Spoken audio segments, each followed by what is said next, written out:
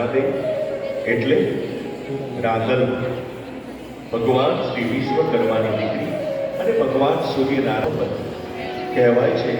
ભગવાન સૂર્યનારાયણના ગુસ્સાથી મા રાધલ રિસાઈને પોતાના પિયર ચાલ્યા ગયા હતા, પરંતુ એમને પોતાના પતિ અને પુત્ર યમ અને પુત્રી યમુનાની ચિંતા થઈ, તો એમનું છાયા સ્વરૂપ મૂકીને ગયા હતા. પરંતુ પિતા વિશ્વકર્માએ એમને સમજાવ્યા કે આ પતિનું ઘર છોડીને ના આવે. મા રાધલને એમની ભૂલ સમજાઈ અને ભગવાન સૂર્યનારાયણને પ્રસન્ન કરવા એમણે તપ શરૂ કર્યું.